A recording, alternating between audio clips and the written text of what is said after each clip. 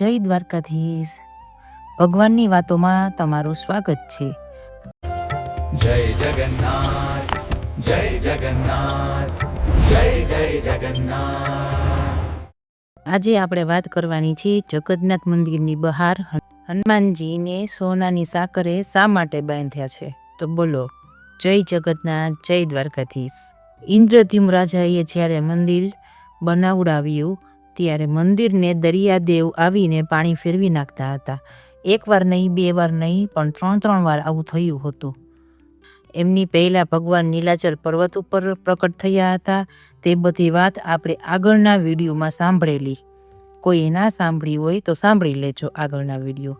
જગન્નાથ ભગવાનના દર્શન માટે સમુદ્રદેવ વારંવાર ભગવાનના ચરણ સ્પર્શ કરવાની કોશિશ કરતા. આખી પૂરી જગન્નાથમાં પાણી થઈ જતું. આવી રીતે થવાથી પુરીના લોકો પરેશાન થઈ જતા અને ભગવાનને પ્રાર્થના કરવા લાગતા. ભગવાને વિચાર્યું કે અહીં મંદિર પાસે કોઈ એવું શક્તિશાળી હોવું જોઈએ જે સમુદ્ર માથું નમાવી દે.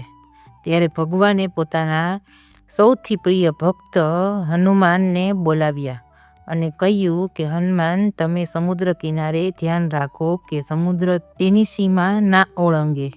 જ્યાં સુધી તમે ધ્યાન રાખશો ત્યાં સુધી કોઈ સમુદ્રની લહેર મારા ભક્તોને નુકસાન પહોંચાડી શકશે નહીં. ત્યારે હનુમાનજીએ માથું નમાવીને કહ્યું કે પ્રભુ, આ તો મારું સૌભાગ્ય છે. અને હનુમાનજીએ પોતાની ગદા ઊભી રાખીને સમુદ્રની સામે ઊભા રહી ગયા.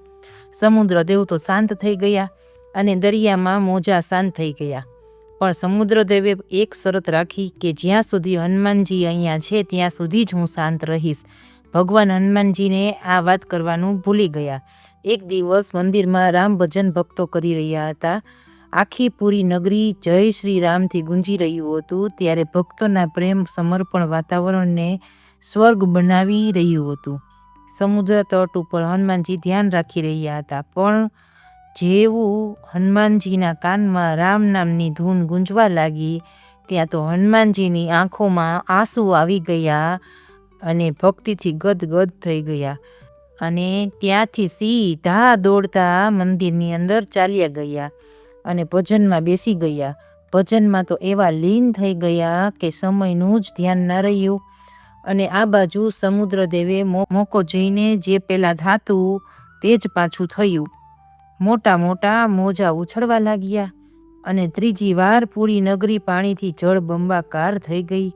ભગવાને જોયું કે હનુમાનજી તો રામધૂનમાં લીન થઈ ગયા છે. ભગવાને સ્વયં હનુમાનજીનો હાથ પકડીને કહ્યું કે હનુમાન, આજે હું સ્વયં મારા પ્રિય ભક્તને કર્તવ્યની બેડીઓથી બાંધી રહ્યો છું. કેમ કે તું ક્યાંય જઈશ તો આ પુરીનો વિનાશ નિશ્ચિત છે. અને ત્યારે ભગવાને હનુમાનજીને સોનાની જંજીરોમાં બાંધી દીધા. આજે પણ આ જંજીરો જગન્નાથપુરીમાં હનુમાન મંદિરમાં સ્થિત છે. સમુદ્રદેવ તો શાંત થઈ ગયા પણ તેની લહેરોનો અવાજ મંદિરની અંદર આવતો હતો. એટલો વધારે અવાજ આવતો હતો કે ભગવાન જગન્નાથ સૂઈ ના શકતા હતા. હનુમાનજીએ સમુદ્રદેવને કહ્યું કે ભગવાનને અવાજથી નીંદર નથી આવતી, કૃપા કરીને અવાજ ધીમો કરો. ત્યારે સમુદ્રદેવે કહ્યું કે હનુમાન, આમાં મારો વાંક નથી. તમારા પિતા પવનદેવને કહો કે અહીં ધીમી ગતિ રાખે. ત્યારે હનુમાનજીએ પવનદેવને પ્રાર્થના કરી અને કહ્યું કે પિતાશ્રી, પુરીમાં તમે ના આવો. ત્યારે પવનદેવે કહ્યું કે એ તો અસંભવ છે.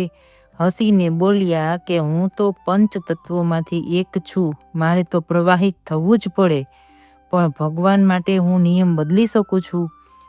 પછી તેણે કહ્યું કે આજ પછી હું પુરીમાં ઊંધી દિશામાંથી પ્રવેશ કરીશ. તેમના મંદિરમાં કોઈ પણ જાતની કંપન કે અવાજ નહીં આવે. અને ત્યારથી લઈને આજે પણ તમે જોશો તો મંદિરની ધ્વજાજી અવળી દિશામાં ફરકે છે. આ કોઈ સામાન્ય હવાનો પ્રભાવ નથી, સ્વયં પવનદેવનો પ્રણ છે. અને સમુદ્ર જે બિલકુલ પાસે છે પણ ક્યારેય પુરીની અંદર નથી આવી શકતા. જગન્નાથપુરી આજે પણ સુરક્ષિત છે, જેના આપણે આજે પણ દર્શન કરી શકીએ છીએ. અને આજે પણ મંદિરની અંદર સમુદ્રનો અવાજ બિલકુલ નથી આવતો. એકવાર જગન્નાથ દર્શન કરવા જરૂર જાજો. એ ભગવાને હનુમાનજીને કર્તવ્યની બેડીઓથી બાંધ્યા અને ત્યારથી જ આજ સુધી હજી પણ જગન્નાથ આપણે મંદિરે જાય ત્યારે આગળ મંદિરમાં ભગવાનની મૂર્તિ જંજીરોથી બાંધેલી છે અને બેડી હનુમાન કહેવાય છે. અને આગળના વિડીયોમાં હું તમને કહીશ કે ભગવાન જગન્નાથનો ભોગ વિમલા દેવીને ધરવામાં આવે છે પછી જ મહાપ્રસાદ કહેવાય છે. એ શા માટે આગળના વિડીયોમાં હું તમને આ જણાવીશ. તમારે આગળ ભગવાનની વાતોમાં શેનો સત્સંગ સાંભળવો છે તે કોમેન્ટ કરીને કહો અને કોમેન્ટમાં લખો જય દ્વારકાધીશ, જય જગન્નાથ. લાઈક કરો, શેર કરો અને સબસ્ક્રાઈબ કરો. તમારા ફેમિલી મિત્રો સાથે બેસીને આવી ભગવાનની વાતો સાંભળો અને સત્સંગ કરો અને બધાને શેર કરી દો. જય દ્વારકાધીશ.